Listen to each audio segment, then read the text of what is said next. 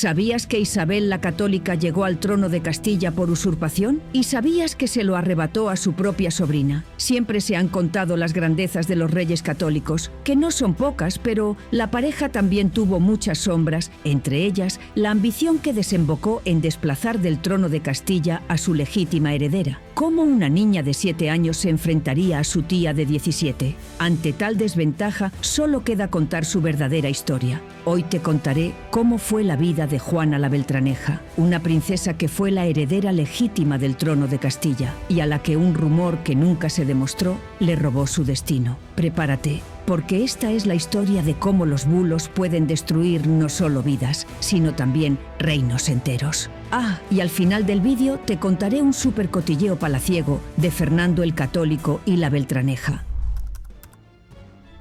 Enrique IV de Castilla, apodado el Impotente, fue un rey rodeado de sombras. Su reinado estuvo marcado por intrigas, descontentos y, sobre todo, por la duda. Casado con Juana de Portugal, la boda fue objeto de chismes desde la primera noche. Se decía que Enrique no pudo desflorar a su esposa, que fue incapaz de consumar el matrimonio. De hecho, pasaron años hasta que Juana quedó embarazada. Años después, el nacimiento de una niña en 1462, la futura Juana la Beltraneja, no calmó las murmuraciones. Al contrario, las intensificó. Los enemigos del rey, deseosos de debilitar su posición, dijeron que aquella niña no era suya, sino hija del valido real, Beltrán de la Cueva. Y así nació el famoso apodo que marcó su vida, la Beltraneja. Pero, ¿qué pruebas había realmente? Siglos después, el médico Gregorio Marañón estudió el cadáver de Enrique IV y concluyó que probablemente tenía un problema anatómico que le habría provocado impotencia. Además, Enrique nunca tuvo más hijos, ni siquiera bastardos, y Juana de Portugal no volvió a tener descendencia real. Estos hechos alimentaron la teoría de la ilegitimidad. Pero también hay otra hipótesis fascinante, que sugiere que Juana pudo haber sido concebida mediante una especie de inseminación artificial rudimentaria, quizás como intento desesperado del rey por asegurar su linaje. La verdad es que no podemos saberlo con certeza, pero a pesar de todo, Enrique proclamó a su hija legítima heredera y princesa de Asturias en 1462, el mismo año de su nacimiento. Sería llamada Juana de Castilla. Desde sus primeros años, Juana fue educada para reinar. Se le enseñaron las artes cortesanas, la etiqueta y a desenvolverse entre la nobleza. Su madre, Juana de Avis, y su presunto padre, el rey Enrique, la colmaron de atenciones y privilegios. La corte entera la veía como la niña dorada, símbolo de continuidad dinástica. Era mimada, adorada, pero también, sin saberlo, pieza de un complicado juego político. Y aquí viene un detalle curioso y poco conocido. Isabel, la futura reina católica, fue su madrina. Sí, Isabel estuvo presente en su bautizo, estrechando simbólicamente un lazo que con los años se convertiría en rivalidad. Por entonces, Isabel no era más que la joven hermana del rey, lejos aún de imaginar que, algún día, se alzaría contra esa pequeña que sostenía en brazos. Si te está gustando el vídeo, no olvides darle a like, compartir y suscribirte. La historia de Juana no se entiende sin hablar de su familia y de cómo sus propios tíos, Alfonso e Isabel, fueron utilizados como peones por los enemigos de su padre. Enrique IV, además de ser rey, tenía 2 medios hermanos, Alfonso e Isabel, hijos del mismo padre, Juan II de Castilla, pero de distinto matrimonio. Ambos vivían en Arévalo, Segovia, con su madre y fueron llamados a la corte por Enrique para reforzar los lazos familiares, pero pronto se convirtieron en piezas clave para la nobleza rebelde liderada por Juan Pacheco. Cuando Juana nació, sus enemigos aprovecharon los rumores sobre su ilegitimidad para proponer a Alfonso como heredero del trono.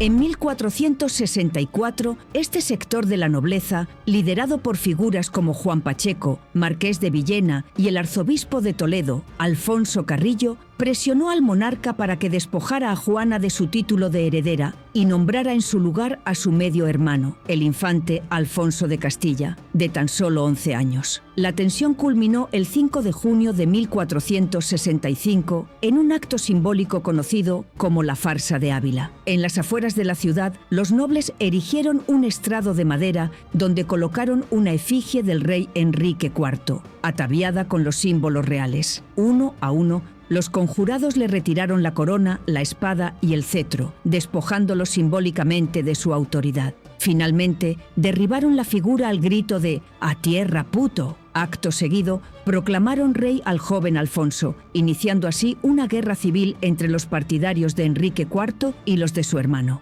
Durante 3 años, ambos bandos se enfrentaron sin lograr una victoria decisiva. Sin embargo, el 5 de julio de 1468, Alfonso falleció repentinamente en la localidad de Cardeñosa. Las crónicas oficiales atribuyeron su muerte a una enfermedad, posiblemente la peste. No obstante, la opinión popular y algunos historiadores contemporáneos sugieren que pudo haber sido envenenado, quizás mediante una trucha que consumió poco antes de enfermar. La inesperada muerte de Alfonso dejó el camino libre para que Enrique IV recuperara el control del reino. Pero las presiones por parte de la nobleza seguían y ya tenían a la candidata perfecta, nuestra querida Isabel.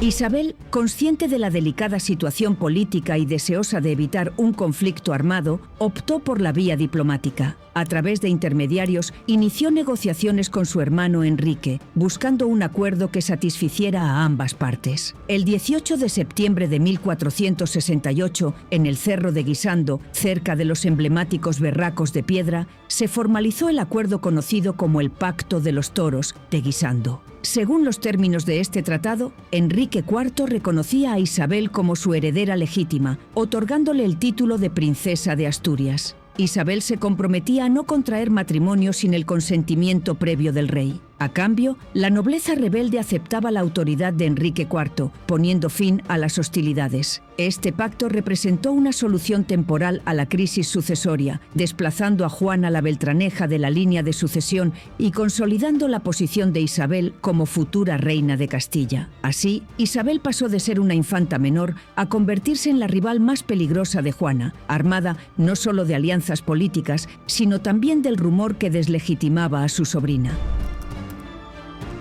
Sin embargo, Isabel tenía sus propios planes. Rechazó las propuestas matrimoniales que Enrique le presentó, incluyendo la del rey Alfonso V de Portugal. En secreto, inició negociaciones con Fernando de Aragón, heredero al trono aragonés y primo suyo. Ambos compartían la visión de una unión que fortaleciera sus respectivos reinos. El principal obstáculo era la falta de una bula papal que autorizara su matrimonio, debido a su parentesco. Ante la negativa del Papa Paulo II, Isabel y Fernando recurrieron a una bula falsificada, supuestamente emitida por el difunto Papa Pío II. Con este documento, se casaron en secreto el 19 de octubre de 1469 en el Palacio de los Vivero, en Valladolid. Este acto fue una clara violación del pacto con Enrique IV. Al enterarse, el rey consideró el acuerdo roto y, en represalia, proclamó nuevamente a su hija Juana como heredera legítima al trono en la ceremonia del aval de Lozoya, el 25 de noviembre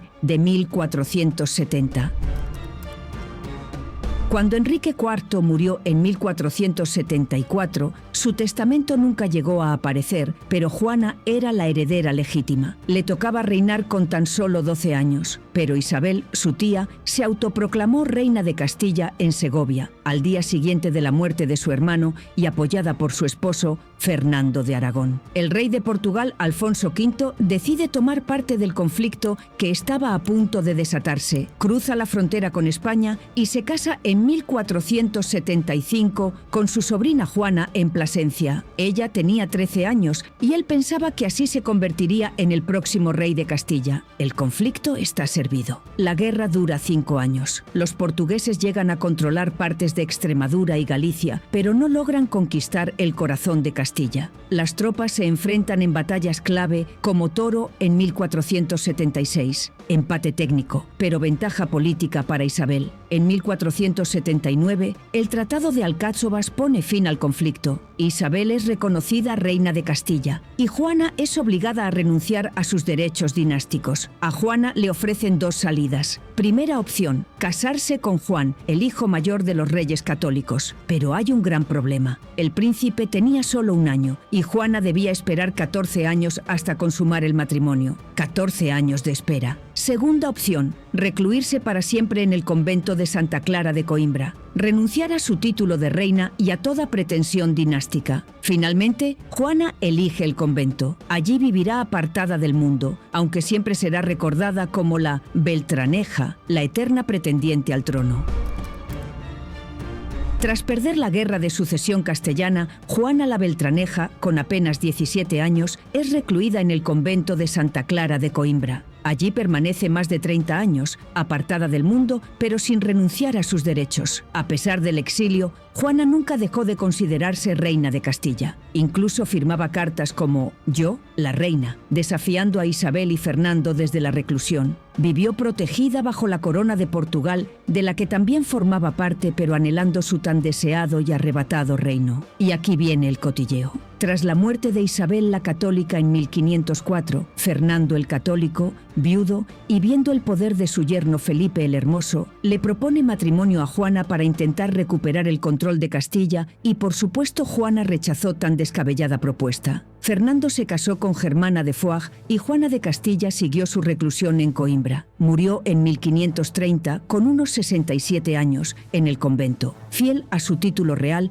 y al recuerdo de un reino que nunca gobernó. Mientras en España la recordamos como la Beltraneja, en Portugal la recuerdan como excelentísima señora. Si Juana hubiera reinado, ¿cómo habría sido Castilla? ¿Habría habido otra mujer poderosa antes que Isabel? ¿Habría cambiado el destino de España? Tal vez nunca lo sabremos, pero hoy, al menos, podemos devolverle algo de la voz que la historia le arrebató. No era solo la Beltraneja, era Juana de Castilla, la reina que pudo ser. Si te apasiona la historia oculta detrás de estas grandes mujeres, suscríbete y descubre más secretos del pasado que cambiaron el mundo.